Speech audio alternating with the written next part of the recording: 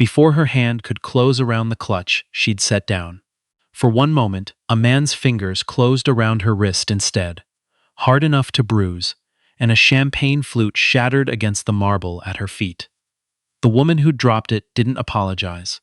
She looked at the dark stain spreading across the hem of the black dress and said, loud enough for the nearest tables to hear, that the help should know better than to stand so close to the guests. Nobody moved. Nobody corrected her. Somewhere near the string quartet, a violin note hung in the air, a beat too long, and then the music simply continued, as if nothing in that room had happened at all. 40 minutes later, 3 phones would buzz at the head table, all from the same number, all from a woman whose signature was the only thing standing between this family's company and the largest acquisition in its 112-year history. And by the time the dessert course was cleared, that signature would no longer be coming. The Galloway Foundation Gala had been held at the Royal York in Toronto for 11 years running, and in that time it had become the kind of evening people in certain circles built their calendars around. The ballroom ceiling soared 3 stories, gold leaf catching the light from chandeliers that had hung there since the hotel first opened its doors, and the guest list each year was curated with the precision of a museum acquisition. Old timber money beside new mining money, federal cabinet ministers beside the people who funded their campaigns, a scattering of artists invited for texture rather than influence. Valerie Holt had chaired the event for the past 6 years, and she ran it the way she ran everything else in her life, which was to say with a smile that never wavered and an instinct for hierarchy that never failed. She could walk into a room of 400 strangers and within 90 seconds know exactly who mattered and exactly how much. The woman she had just had a glass shattered near, the woman whose wrist her husband Desmond had grabbed, without a flicker of hesitation, was named Adiez Whitfield, though almost no one in that ballroom that night would learn her name before the evening ended. She was 46 years old. She had grown up in a rented duplex in Scarborough with her mother and 2 brothers. The kind of childhood where the lights sometimes got cut off near the end of the month, and nobody talked about it the next morning at school. Her mother had cleaned offices downtown for 22 years, leaving before dawn on the bus and coming home after dark. And Daisy had spent her teenage years doing homework at a folding table in the back of those office buildings. On the nights her mother couldn't find anyone to watch her brothers, she remembered the carpeted hush of those empty towers after 6 p.m. The way the cleaning carts squeaked down hallways. Nobody else walked. The particular loneliness of being a child surrounded by other people's wealth, with no claim on any of it. She had gone to the University of Toronto on scholarships, stacked 3 deep, studied computer science, because it seemed like the most direct route out, and had been laughed out of 2 venture capital offices before her 25th birthday for daring to ask for funding without the right last name behind her. The company she eventually built, a logistics and supply chain platform that quietly became the backbone for half the mid-sized manufacturers in Ontario, had taken her 18 years, 3 near bankruptcies, and 1 stretch where she'd slept in her own office because she couldn't justify paying rent and payroll in the same month. By the time she walked into the Royal York that evening, her company was worth $11 billion, and she was, by any measure that mattered to the people in that room, far wealthier than most of them. But she did not dress the way they expected wealth to dress. She wore a simple black gown with no visible jewelry beyond a thin gold band on her right hand that had belonged to her mother, and she carried herself the way she always had, without performance, without the need to announce anything about herself to a room. People who worked with her described it the same way, year after year. You never felt managed by Adiez Whitfield. You felt understood, and then, eventually, you understood that she had already begun 3 steps ahead of you the entire time. She had come to the gala that night for one reason only: Galloway Industries, the construction and infrastructure conglomerate that Desmond and Valerie's family had run for 4 generations, was on the verge of being acquired by ADAZ's company in a deal worth $1.4 billion.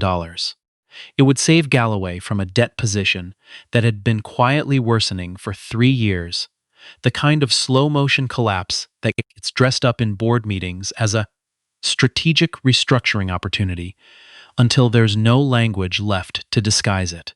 Adiazi's team had been in negotiations with Galloway's leadership for 5 months. The contracts were drafted. The lawyers on both sides had signed off. All that remained was a final signature, scheduled for the following Tuesday morning, and a gesture of goodwill. Adiazi attending Galloway's signature charity event, lending her name and her presence to a foundation that funded literacy programs across the province, the kind of quiet diplomatic visit that closes deals as much as any clause in a contract does. Desmond Galloway had inherited the company at 39 after his father's sudden death, and he had spent the 17 years since trying to convince the world, and occasionally himself, that he deserved it. He was not incompetent. He had kept Galloway Industries afloat through 2 recessions and a labor dispute that could have sunk a lesser company, and there were people on his board who genuinely respected him. But he had also inherited his father's instinct for reading rooms by the wrong metrics, by the cut of a suit, by the make of a watch, by the particular ease that comes from never once having to wonder whether you belonged somewhere. He had shaken the right hands at the right moments for nearly 2 decades, and the social position that resulted from it felt, from inside it, like the natural consequence of good judgment rather than the accident of birth that it actually was. Valerie had married into the family at 26 and had spent the subsequent 24 years perfecting the role the way other people perfect a craft. She chaired the right committees. She sat on the right boards. She had developed, over 2.5 decades, an instinct for sorting people on sight that she would have described, if pressed, as simply good taste, and that anyone watching her closely would have recognized as something far uglier wearing good taste's clothes. She did not know Adiazi Whitfield's face. She had never bothered to look up a photograph of the CEO whose signature her family's entire future now depended on, because in 24 years of being Valerie Galloway, she had never once needed to look closely at anyone she'd already decided didn't matter.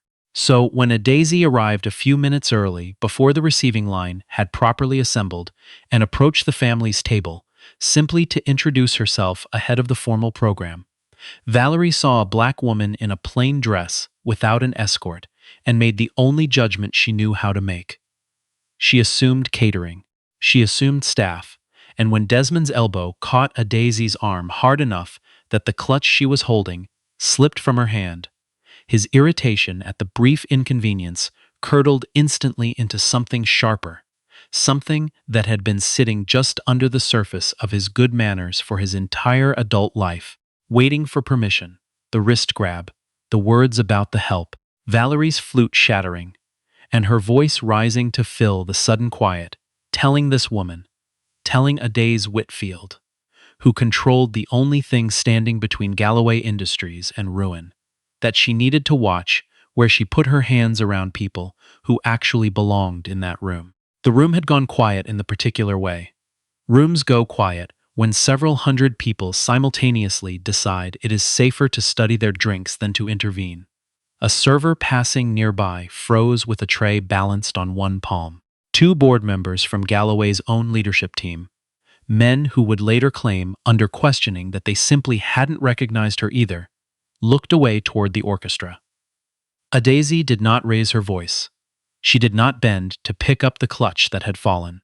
She stood very still for 3 full seconds, the kind of stillness that, to anyone actually paying attention, would have read as something closer to control than shock. And then she said, evenly, that she would be in touch, and turned and walked toward the exit with her shoulders level, and her chin exactly where it had been before any of it happened. It was Priscilla Tran, the Gala's event coordinator, who caught up to her in the lobby, breathless, mortified, having pieced together, in the space of 90 seconds, exactly whose wrist had just been grabbed in front of 400 witnesses. She didn't manage much more than the beginning of an apology, before Adieze held up a hand, not unkindly, and told her this wasn't Priscilla's mess to clean up. Then Adieze took out her phone, in the marble lobby of the Royal York, with the orchestra still faintly audible behind the closed ballroom doors, and called her general counsel, a sharp, unhurried man named Julian Reyes, who had been with her since the company's 4th year, and who picked up on the second ring, expecting nothing more dramatic than a question about Tuesday's closing documents. She told him, in the same level voice she'd used in the ballroom, that the Galloway acquisition was off, not paused, not under review. Off, effective immediately, and she wanted the formal withdrawal letter on Galloway's desk by 9 the next morning, with language that made the reason unambiguous without making the company a target for a defamation suit they couldn't win. Julian, who had worked beside her through 3 near collapses and understood better than almost anyone what it had cost her to build something that made rooms like that one finally have to reckon with her, didn't ask a single clarifying question. He simply said it would be done, and asked if she needed anything else tonight. She said no. She said she was going to go home and see her daughter, who was waiting up to hear how the evening had gone, and that everything else could wait until morning. By the time Desmond Galloway's assistant managed to identify the woman from the security footage, a process that took less than 40 minutes, once someone finally thought to reverse image search a still frame from the lobby cameras.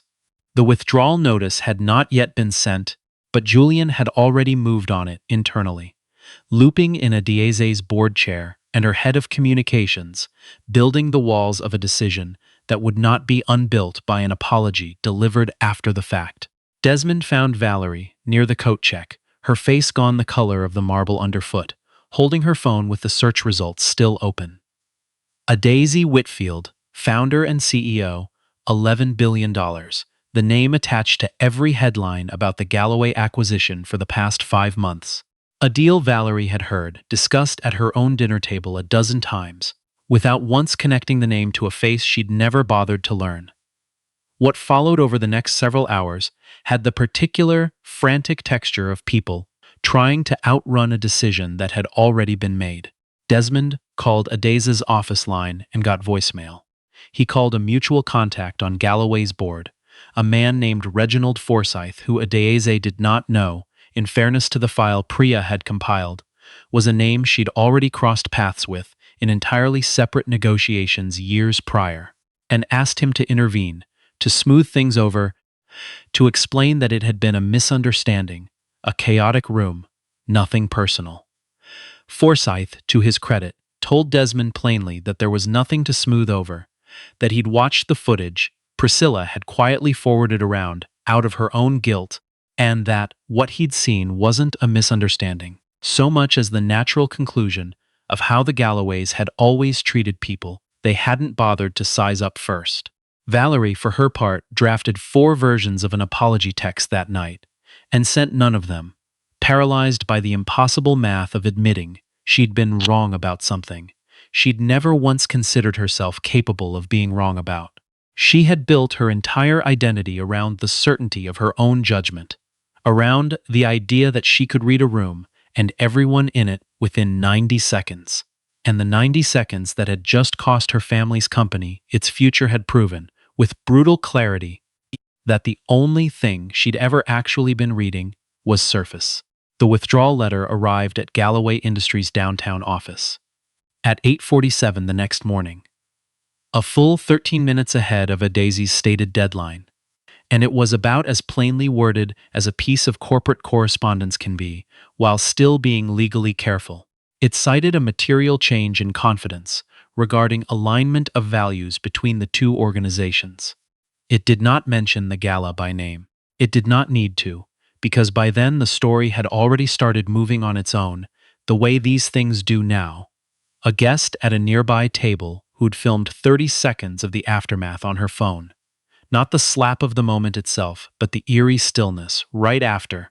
Adieze's face caught for 2 full seconds before she turned away, had posted it with a single line of caption asking if anyone recognized the woman in the black dress. Within 6 hours, someone had. Within 12, The story had a name, a headline, and a hashtag that trended across the country by that evening. Galloway Industries stock dropped 11% before noon trading closed. Three of the company's board members, independently and within the same 48-hour window, submitted letters of resignation citing concerns about leadership and governance. Language that everyone understood to mean they had decided, individually, that they did not want their names attached to whatever was about to happen to the Galloway brand. A planned refinancing deal with a separate lender, one that had been contingent in part on the optics of the Whitfield acquisition closing successfully, quietly stalled out within the week. The Literacy Foundation, whose gala had hosted the whole incident, issued its own statement, distancing itself from the Galloway family's conduct, and announced, with what felt to outside observers like pointed timing, a new partnership with a scholarship fund that a diseases company had quietly endowed years earlier under a name that wasn't her own. A diseasee herself said almost nothing publicly. She did not do interviews. She did not post a statement. When a reporter from the Globe and Mail managed to reach her office for comment, the response that came back, attributed to a spokesperson rather than to her directly, was 4 sentences long and contained no anger at all. Only the flat observation that the company had made a decision consistent with its long-stated values around how its partners were expected to treat people, and that it wished the Galloway family well in their future endeavors.